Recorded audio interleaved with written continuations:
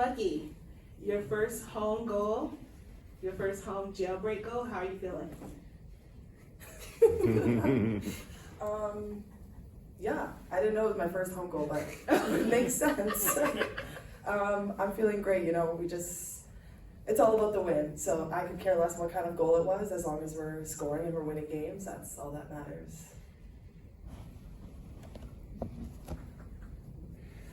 So in the pregame, Coach mentioned that Bucky's best game was against the Charge, but would you say that this game was maybe your best of the year? Another great question. If you say so. I mean, I haven't watched it yet, so I don't know. And a little bit of a line shakeup. So you've got Danielle on your line. How does it feel? Like it felt like almost having two centers out there at the same time. From a playmaking perspective, the passing was just, I think, really elevated. Maybe actually for Danielle. How do you feel about playing wing and playing with Bucky at center? Yeah, no, I thought it was a good shakeup for sure. I think our line did a great job of generating chances, like you mentioned. Like the passing was really good, and I think we'll just continue to build on that. I mean, that was only game one, so I'm definitely excited to build off that and work out some more chemistry with them. Danielle, what was your viewpoint on Mykyl's goal here and seeing that one, and how big of a momentum shift was that for you guys to get that one shorthanded? Oh, that was huge. I mean, when I saw her on the breakaway, I kind of knew she would have it. I mean, I've seen her hands in practice. I've seen her pull off moves like that several times. I actually remember one last year when I was on the Charge and I was chasing her on a breakaway, and she did a forehand, backhand, forehand. So definitely not very surprising, but obviously a huge moment for our team. And a super important goal in a very crucial game for us. And to get the jailbreak there, how much were you, with the minutes right after that, looking to carry that momentum and find the go-ahead goal, and kind of, can you walk us through yours and how that one kind of came together for you guys to get the game winner there? Yeah, I mean, definitely, like a jailbreak goal is obviously huge for the team. I think when that happens, when you're on the penalty kill and you get scored on, you're obviously down a little bit. So I thought we did a great job of keep pushing on them. We know they had a game yesterday and would maybe be a little bit tired, so we just wanted to keep on them. We were getting a lot of chances too, so obviously to have that jailbreak goal and just to continue to push, I thought was really crucial for us. So I'm super proud of our group and how we handled that, and obviously it seems like we like to keep things very exciting for the crowds here, so another good one for them for sure. Danielle, you mentioned keeping things exciting for the crowd. Does it mean you guys have played Boston, I think, 4 times now, best team in the league? You guys have kept them close all year. Do you see anything different with the way this group played Boston tonight? I mean, I know they've all been tight, but just kind of felt like, it was always close. Was there anything different, or is it just kind of maybe taking advantage of some of the chances you guys could generate? Yeah, I mean, one thing for sure is, like, we've kind of touched on it, but I thought our penalty kill was excellent.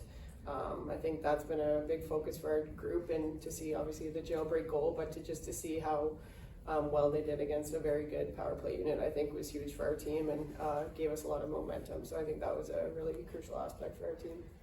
And Bucky, I know Danielle's talked about your play, but can you just speak to what you saw from Danielle tonight? I know I'm sure you both have seen the skill level that you guys can display both in the game and practice, but it just seemed like your guys' group kind of was on the front foot for the entirety of the shifts you guys got tonight. Yeah, I think, when you play center, you see the ice very well, and putting two centers together is kind of like magic, because she knows where she's going all the time. So I'm just like, okay, there she is, I'll pass it to her. And I think it worked very well for us. There was plenty of times where I just looked over and I knew she was right there, passed her the puck, and we created so many chances off that. And I mean, it was only our first game together, but I see a lot of games together down the line for us. For Danielle, you recently wrote a piece for The Athletic about being cut from Team Canada and the process of dealing with that psychologically. How do you feel? How does this fit into that narrative?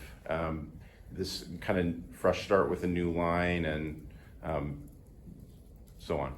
Yeah, I mean, obviously that was an important piece for me. I think it's important in professional sports to see the human side of it. Sometimes I feel like fans, media, people around don't really see that aspect of it. And yeah, there's plenty of heartbreak that happens in sports, whether that's with me getting cut from a team or pretty much anyone.